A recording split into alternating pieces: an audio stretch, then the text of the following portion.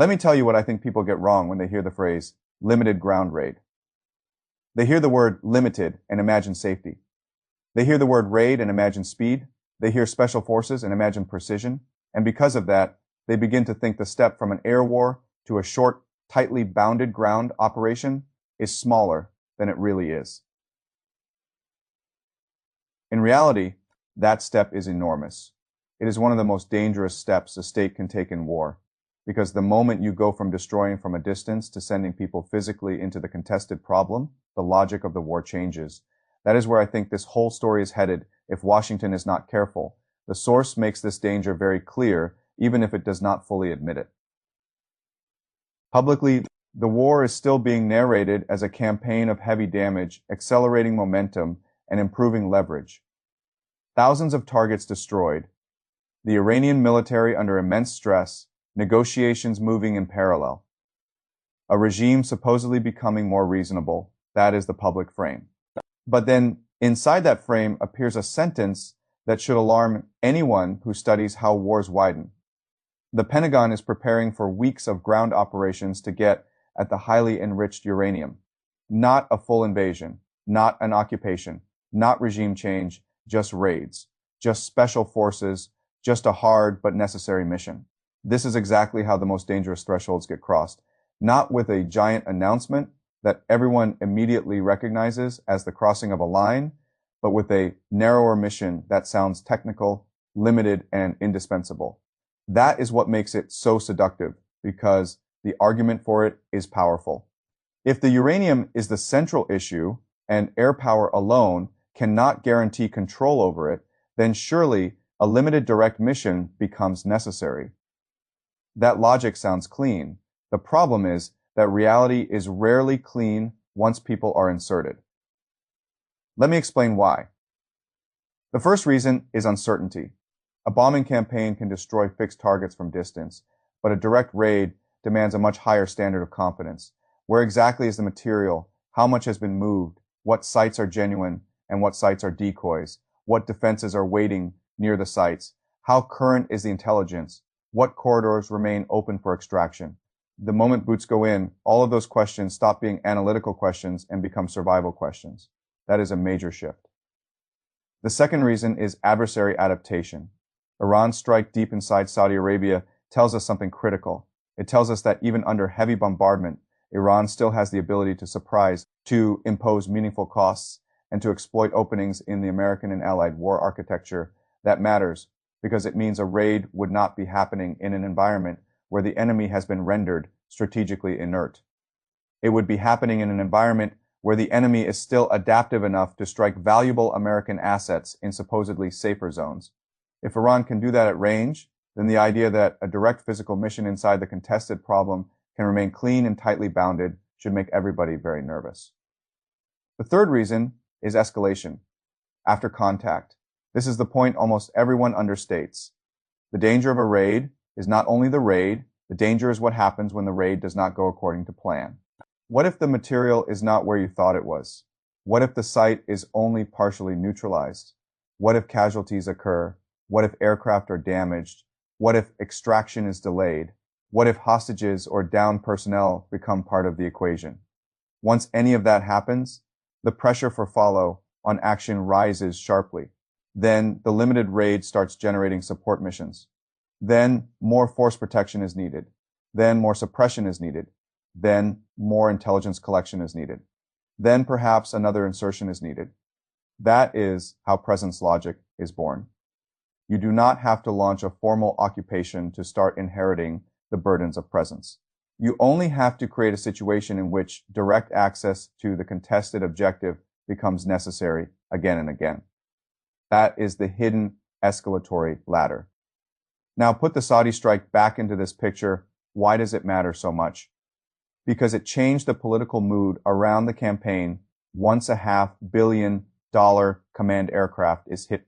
Once a refueler burns, once American personnel are badly wounded, leaders do not simply assess the battlefield rationally.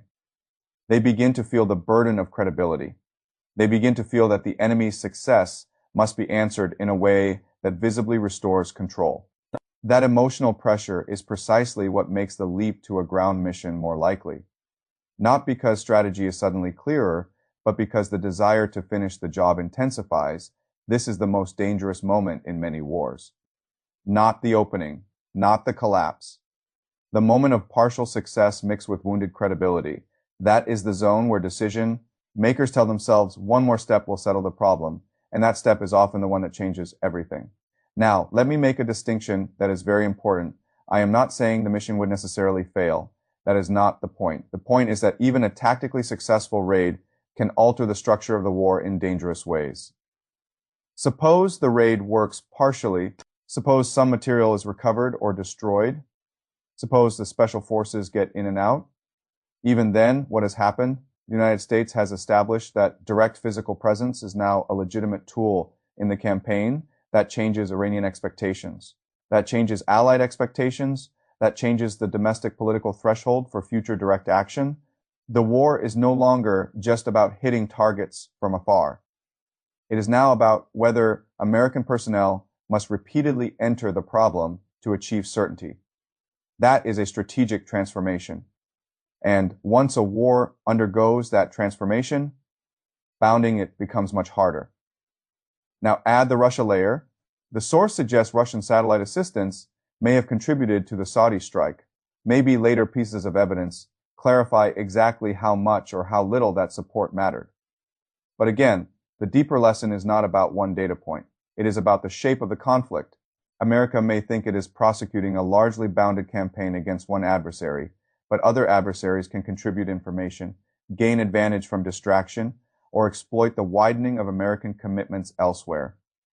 That means the moment the United States shifts from air power to direct presence, it is not necessarily stepping into a cleaner mission. It may be stepping into a mission that is being watched, studied, and indirectly shaped by a broader ecosystem of rivals.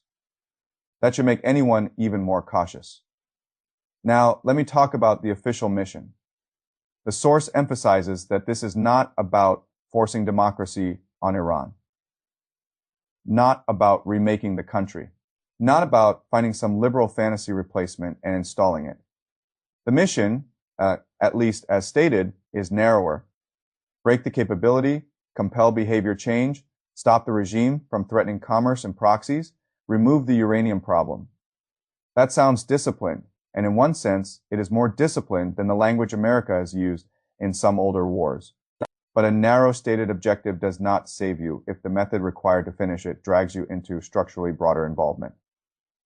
That is the paradox. A limited goal can still generate widened commitments if the final unsolved piece of the mission requires direct, repeated, risky contact. That is why I say the move from air power logic to presence logic is the real threshold here. Air power logic says distance is your protection. Presence logic says the problem is unresolved until your people physically reach it. Air power logic allows leaders to maintain a stronger fiction of boundedness. Presence logic introduces human vulnerability, extraction problems, reinforcement problems, and the politics of bodies in danger. Once that begins, the war feels different to everyone, to the public, to Congress, to allies, to enemies, and perhaps most importantly, to the decision makers themselves, because now every future setback is not just about hardware. It is about people in the contested space that makes stepping back much harder. This is why I think the most important word in this whole story is not uranium, it is threshold. The campaign has reached a threshold where continued air success may paradoxically increase the temptation to choose the one step that changes the war's character. Not because air power failed completely, but because it succeeded enough to make leaders believe the remaining gap can be closed by one carefully managed direct action. That is the seduction. And history is full of moments when that seduction has led to a harder phase rather than an ending. Now bring all of this together. What does the Saudi strike reveal? It reveals that the war is still strategically unfinished. What does the uranium discussion reveal? It reveals that Washington knows the war is strategically unfinished. What does the talk of limited raids reveal? It reveals that decision. Makers may now be searching for a direct way to force closure where standoff methods have not yet delivered certainty. That is why I think the danger now is not simply more bombing. The danger is the shift in logic from remote coercion to direct presence, from punishment to access, from degradation to physical control of the unresolved problem.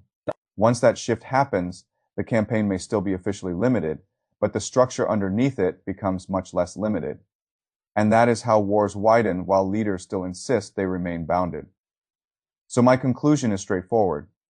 The most dangerous thing in this story is not only that Iran struck valuable assets in Saudi Arabia. It is that the strike lands at exactly the point where Washington may be most tempted to cross from an air war into the kind of direct presence mission that creates new burdens, new exposure, and new escalation chains. That is what I would watch now. Not just the next strike, the next logic. Because once the logic changes, the war changes with it. And after that, getting back to a bounded campaign becomes far more difficult than many people imagine.